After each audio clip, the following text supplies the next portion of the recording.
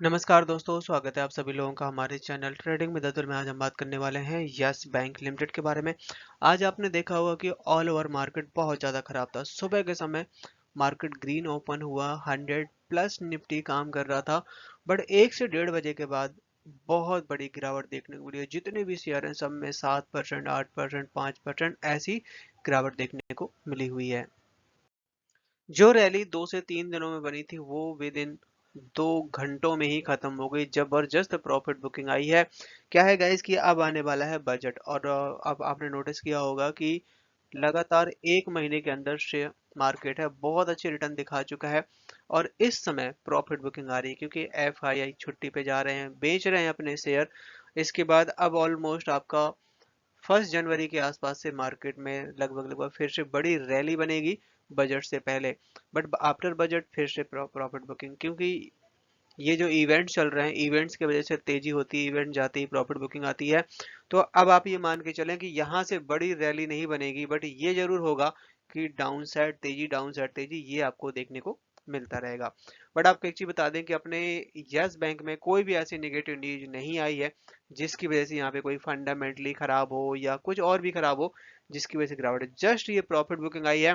साथ ही यहाँ पे आरबीआई की तरफ से एक नोटिस जरूर जारी किया गया है सारे के सारे बैंकों के लिए, एनबीएफसी के लिए जो भी लोन डिस्ट्रीब्यूट करते हैं, क्योंकि यहाँ पे एक रेड अलार्म बजता हुआ देखा जा रहा है। तो चलिए गाइस, शुरू करते हैं हम अपना वीडियो। साथ ही अगर आप लोगों को हमारी वीडियो के माध्यम से थोड़ी सी भी हेल्प हो रही हो तो प्लीज आप हमारे चैनल को सब्सक्राइब जरूर करें।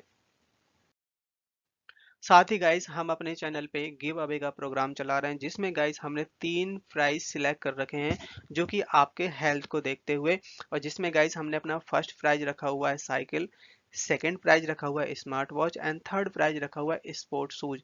ये तीनों तीनों गाइस आपके हेल्थ के लिए बहुत अच्छे हैं। और बस आपको यहाँ पे करना क्या होगा कि गाइस आप हमारे चैनल को सब्सक्राइब करना है। और हमने अपने जो चैनल का टारगेट रखा है, 1 लाख सब्सक्राइबर का टारगेट रखा हुआ है। जैसे ही गाइस वो पूरा होगा हम आपको ये तीनों प्राइज हमारे जो लकी सब्सक्राइबर होंगे उनको देने वाले हैं। और ये गाइस आपके लिए बहुत बड़ा काम नहीं है, आप चाहें तो इसको 6 महीने में, साल भर में जब भी आप करवाना चाहें तो करवा सकते हैं। सो गाइस प्लीज आप हमारे चैनल को सपोर्ट करिए। और इसमें पार्टिसिपेट करिएगा।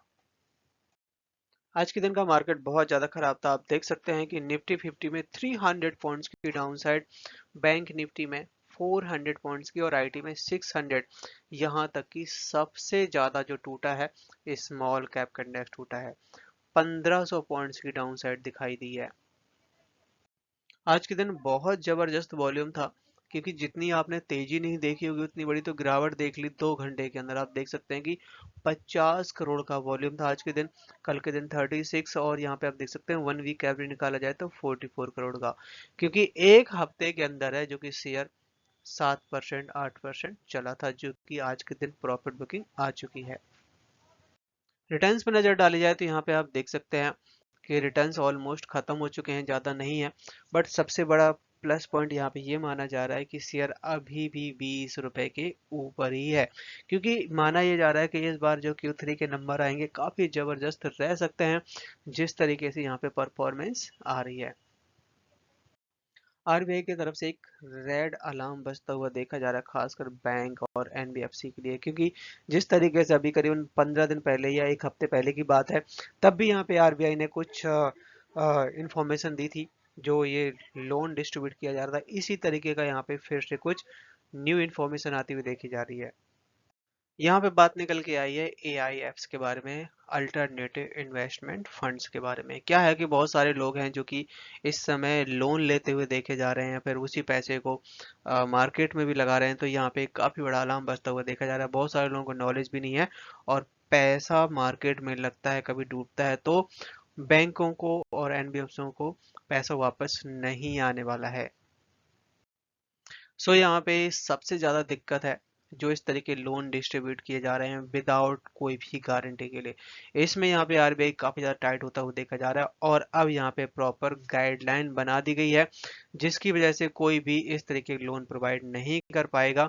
और साथ ही क्योंकि सबसे ज़्यादा जो प्रॉफिट होता था बैंकों को, एनबीएफसी को, इन्हीं लोनों में होता था, इनमें रेट ऑफ इंटरेस्ट बहुत ज़्यादा होते थे। तो यहाँ पे आप देख सकते हैं कि बोला गया है कि आप जो व्हीकल्स हैं या होम लोन है, यहाँ पे आप अपना फोकस बढ़ाते हुए देखे जा सकते हैं।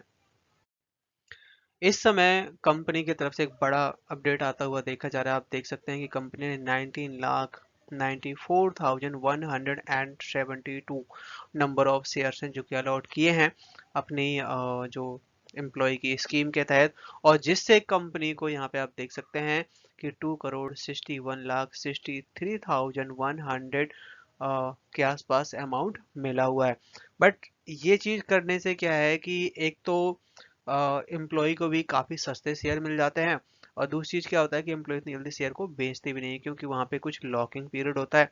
बट एक चीज ये आपको थोड़ा सा निगेटिव हो सकता है इसमें कि मार्केट में ऑलरेडी इतने सारे शेयर हैं, अगर आप इस तरीके से शेयर डिस्ट्रीब्यूट करेंगे तो यहाँ पे क्या होगा कि बल्क में जब मार्केट में शेयर हो जाएंगे तो उनका रेट इतना तेजी से नहीं भागने वाला।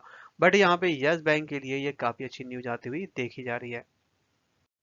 जिस तरीके से आरबीआई की यहाँ पे गाइडलाइन आती हुई देखी गई गई है कि पर्सनल लोन पे ज़्यादा दिक्कत है और सारे सारे बैंकों के यहाँ पे कोशिश रहने की ज़रूरत है, तो यहाँ पे प्रशांत कुमार जी हैं जो यस बैंक के एमडी, उनकी तरफ से ये खुलासा किया गया है कि यस बैंक का जो यहाँ पे हाई रिस्क वेटेज है इसमें यस बैंक लोअर साइड है, कोई टेंशन नहीं है।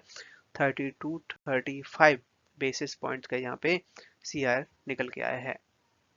मीनवाइल यहाँ तक कि यस बैंक कंटिन्यू अब अपना जो लोन डिस्ट्रीब्यूट कर रहा था मेनली यहाँ पे पीएलएस साथ ही कंपनियों को जो धीरे धीरे करके जहाँ पे सच में रिक्वायरमेंट है वहीं पे अपना ये लोन डिस्ट्रीब्यूट करेंगे और प्रॉपर डॉक्यूमेंटेशन के हिसाब से, क्योंकि अभी तक क्या हो रहा है कि 50 से 60 हज़ार जो इंसेंट मतलब इंसेंटली जो कि इमीडिएट 2 से 3 मिनट में फंड आपके अकाउंट में आ जाता है, इस तरीके में ज़्यादा बहुत ज़्यादा दिक्कत है क्योंकि ये पैसा हो सकता है कि वापस भी ना आए। तो यहाँ पे यस बैंक की पूरी प्लानिंग हो चुकी है और खासकर इन्होंने अपना नई अपॉर्चुनिटी के बारे में बोला है कि हम अब इसके अलावा नई अपॉर्चुनिटी देखेंगे और एक्विजिशन पे भी ध्यान रखेंगे। बहुत जल्द यहाँ पे कुछ एक्विजिशन भी करने वाले हैं।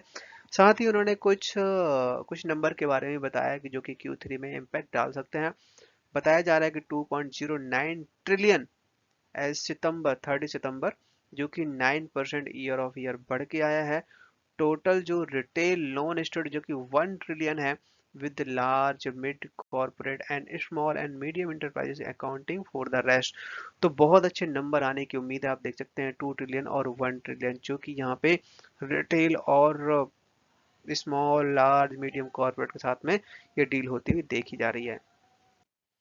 यस बैंक में लगातार काफी अच्छी अच्छी खबरें आती हुई देखी जा रही है इस समय। रिसेंटली आप देख सकते हैं कि यस बैंक जो कि BSE 100 इंडेक्स में शामिल होगा, जो कि बहुत सारे इंडेक्स स्टॉक बाहर हो रहे हैं जैसे एसीसी हो गया, बंधन बैंक हो गया, वोल्टास हो गया।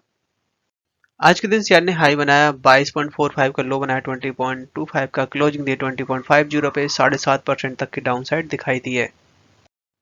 चार्ट में नजर डाली जाए तो यहाँ पे आप देख सकते हैं कि जो तेजी बनी थी आपकी यहीं से तेजी बनी थी 20.5 से, और शेयर है जो कि 23 तक हाई बनाया था, वहां से जबरदस्त प्रॉफिट बुकिंग आई और 20.5 तक शेयर आ चुका है। यहाँ पे सबसे बड़ा सपोर्ट होना चाहिए आपका 20 रुपए का। यस बैंक के लिए आज का दिन बहुत बड़ा दिन है क्योंकि आज के दिन ही यस बैंक ने बिड बुलाई हुई है खासकर अपने बैड एनपीओ को सेल करने के लिए 4,234 करोड़। अगर ये निकल गया तो फिर यहाँ पे यस बैंक को बहुत जो कह सकते हैं हम बैड लोन से छुटकारा मिल सकता है और बैलेंस शीट बिल्कुल क्लीन हो जाएगी। तो चलिए इसको थोड़ा डिटेल समझते हैं कि इसमें किन लोगों के पास कितना लोन है और किसने कितना वापस नहीं किया है। सो यहाँ पे यस बैंक ये जो इनके पास एनपीए है 4,234 करोड़, इसको 100% बेच के कैश लेना चाहता है, इसमें कोई भी अपनी होल्डिंग नहीं रखना चाह रहा। और इस समय आप देख सकते हैं रिसेंटली जो है इनके पास 3,073 करोड़ है जो कि नॉन फंड वेस्ट आउटस्टैंडिंग है, साथ ही 17 करोड़ है आपका, जो कि ये सारा जो डेटा निकल के आ रहा है 31 अक्टूबर 2023 तक का है। जिन लोगों ने यस बैंक से लोन ले रखा था और जिन्होंने चुकाया नहीं है उनके यहाँ पे 8 कंपनियां हैं। यहाँ पे आप देख सकते हैं Kataria India, Indrajit power, ATS real worth, ATS infrastructure, ATS township और यूके बेस्ड भी कुछ कंपनियों के नाम यहाँ पे शामिल हैं, जो कि ये आप देख सकते हैं 2019 से लेके 2022 तक का जो डेटा है ये इन्होंने जो अभी तक पेमेंट नहीं करी हुई है। कंपनी ने कुछ रिटेल इन्वेस्टर की भी यहाँ पे कुछ ब्यौरा दिया है जो कि एनपीए हुआ है।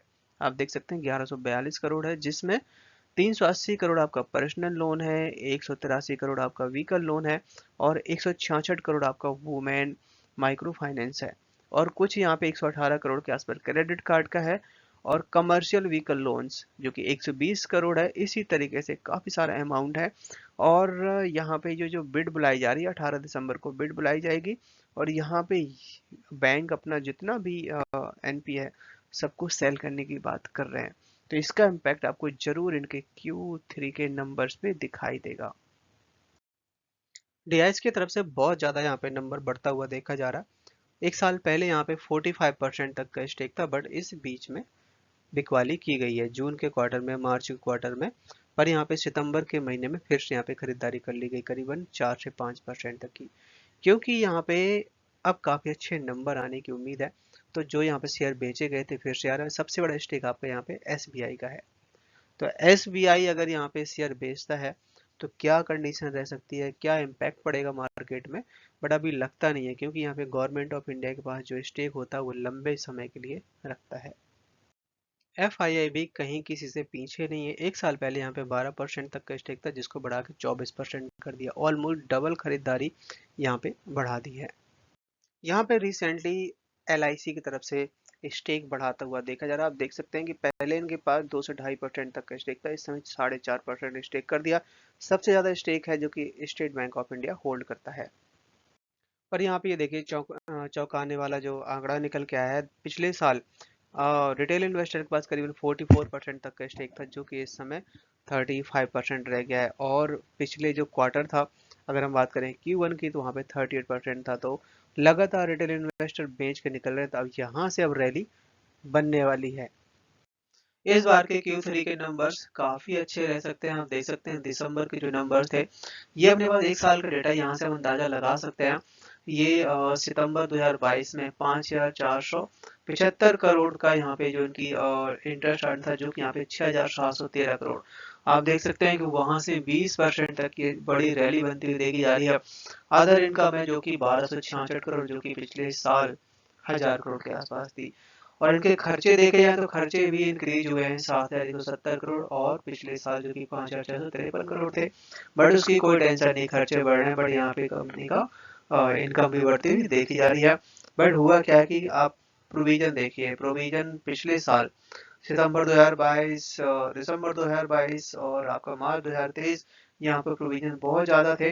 बट जून के महीने में प्रोविजन केवल 360 करोड़ था, जो कि इस बार 505 में मामूली से बढ़ा है। जो कि रिसेंटली अभी यहाँ पे खबर आ रही थी कि करीबन 4,300 करोड़ के आसपास का जो अपना बैड लोन है फिर से बेचने की बात कही गई है। तो यहाँ पे प्रोविजन फिर से कम हो जाएगा। और टैक्स कंपनी ने पे किया है 75 करोड़ का। इस बार कंपनी का जो नेट प्रॉफिट है 228 करोड़ का आया हुआ है, क्योंकि प्रोविजन बढ़ा हुआ है। अभी यहाँ पे इस बार के जो नंबर्स हैं काफी अच्छे रह सकते हैं।